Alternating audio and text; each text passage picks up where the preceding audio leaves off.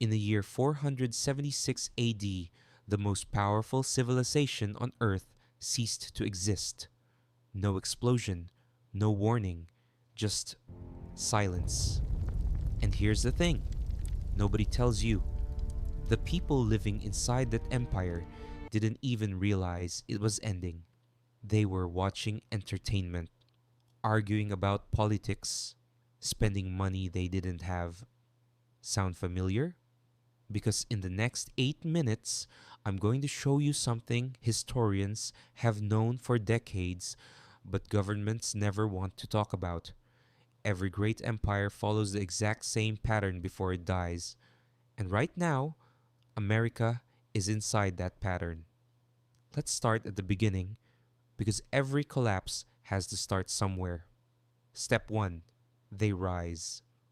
Rome was nothing. A collection of farmers and shepherds on a muddy river bank. In 200 years, they built the most sophisticated road network the ancient world had ever seen. Their military was invincible. Their currency was trusted by every merchant from Britain to Persia. Britain, Spain, the Mongols, the Ottomans. Each one rose the same way through innovation, through discipline, through belief. America, 1776. A ragged army of colonists takes on the most powerful empire on earth and wins. By 1945, it was producing half of the world's entire economic output, half of the entire planet. But here's what history doesn't advertise on textbook covers.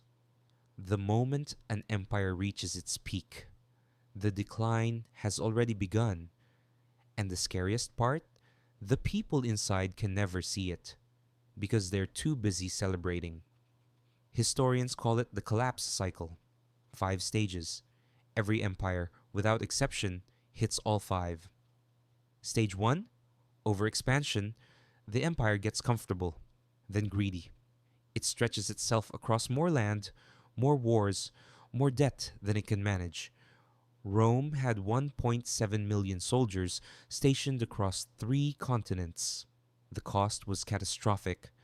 America? Over 750 military bases in 80 countries. The defense budget alone costs more than the next 10 nations combined. Stage 2, currency debasement. When an empire can't pay its bills, it does something silent and devastating. It cheapens its own money. Rome started shaving silver off its coins, then mixing it with copper. A coin that was once 90% silver became 2%. The people didn't notice. Prices just started rising. Sound familiar? The US dollar has lost 97% of its purchasing power since 1913. Not through theft, through printing. Stage 3, bread and circuses. The Roman writer Juvenal wrote it in 100 AD.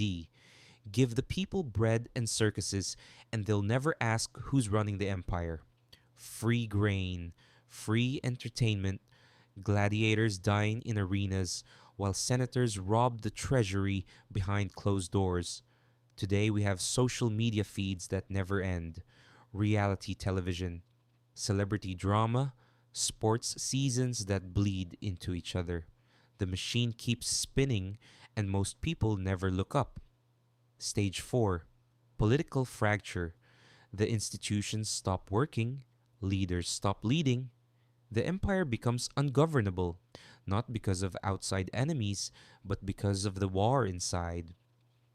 Rome's last century was a graveyard of assassinated emperors, each one killed by their own government. America has held 20 debt ceiling crises in the last 40 years. The government has shut down 21 times. The two political parties haven't passed a bipartisan budget in over a decade. Stage 5, the invisible enemy.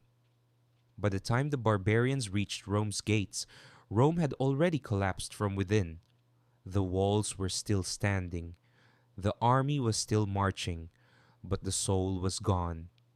The external threat, whether it was the Visigoths for Rome or something else today doesn't cause the fall.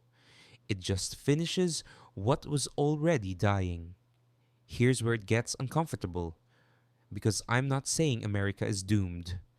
History isn't a death sentence, it's a warning system. Some empires saw the pattern and changed course, but most of them didn't, because change is painful, and comfortable people rarely choose pain. The Roman Senate was warned by Cicero, by historians, by economists that the path they were on led off a cliff.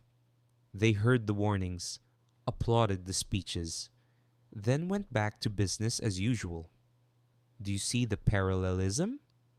There are $37 trillion of debt sitting on America's books right now.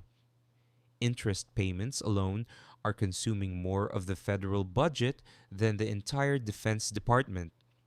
In 10 years, economists project the US will spend more on debt interest than on Social Security. More than Social Security. The infrastructure that built the empire, bridges, roads, electrical grids, is graded D plus by the American Society of Civil Engineers. The same grade Rome would have gotten in 400 AD. But here's the thing that haunts me most. When you ask historians what destroyed Rome, what single thing finally broke it, they don't point to the barbarians. They don't point to the economy. They point to something quieter. They point to the moment when ordinary people stopped believing the empire was worth saving, when cynicism replaced faith, when the question changed from how do we fix this to does it even matter? I want to leave you with one image. In 476 AD, the year historians mark as Rome's official end, most Romans didn't know it was happening. They woke up that morning, fed their children, complained about prices, argued about politics, an ordinary day. In the last year of a thousand-year empire, history doesn't announce itself. It doesn't give you a warning bell or a countdown clock. It just arrives. The only question is whether you're paying attention when it does. Because every empire in history believed it was the exception. Not one of them was. None of them were.